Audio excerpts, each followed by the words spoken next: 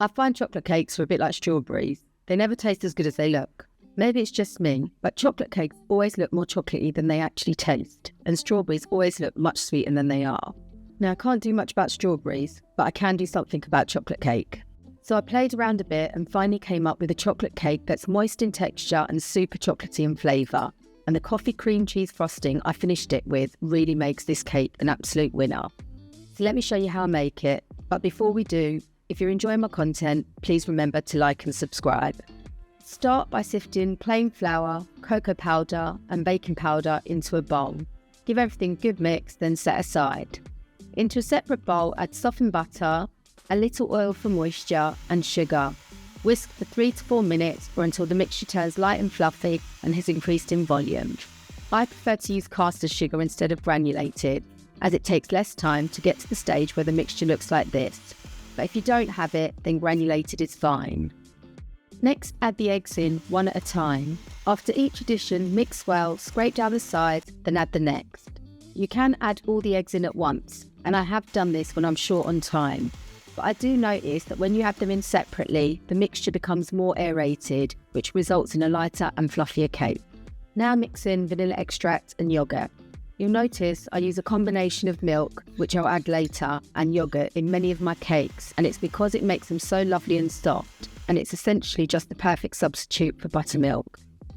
You can see already how light the mixture becomes once you add the yoghurt.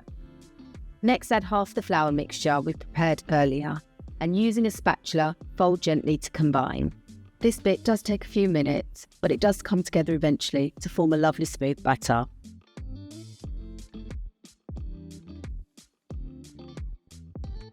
Add the milk now, and once again fold gently until it's been fully incorporated into the mixture. The cold milk may slightly curdle the batter, but as we add the remaining flour, which is what we'll do next, the mixture will become nice and smooth again.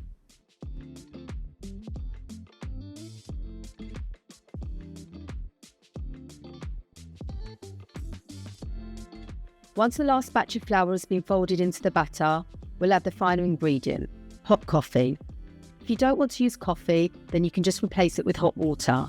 But coffee does enhance the flavour of chocolate. And as we want a really chocolatey chocolate cake, it'll make a real difference to the flavour. Once all the coffee's been mixed in, you'll be left with the most wonderful batter that kind of resembles Mr. Whippy, which if you're not familiar is like a really soft ice cream that you get in the UK. Pour the cake mixture into a lined cake tin and bake in a preheated oven for 40 to 50 minutes or until an inserted wooden skewer comes out clean. And while the cake's cooking, let's work on the coffee cream cheese frosting. Add butter to a large mixing bowl and beat for 1 or 2 minutes or until it becomes really soft. Then add the cream cheese and continue to beat until it is well combined with the butter and has also softened nicely. Next, add vanilla extract to coffee granules and mix until it forms a paste. Then add that to the cream cheese mixture along with the icing or powdered sugar. I like to use a slightly less sweet cream cheese frosting here because I think it gives a nice contrast to the cake. But if you want it sweeter, you can just add another half cup of sugar or so. Once all that sugar's been mixed in, you'll have a creamy cappuccino coloured frosting. It looks so delicious. Do I even need the cake? But we've made it, so back to the cake. Once it's done, let it cool in the cake tin for 5 minutes before removing it onto a wire rack. Then once it's cooled completely, spread that delicious frosting generously over the cake. Cut into squares and it's time to eat. Enjoy!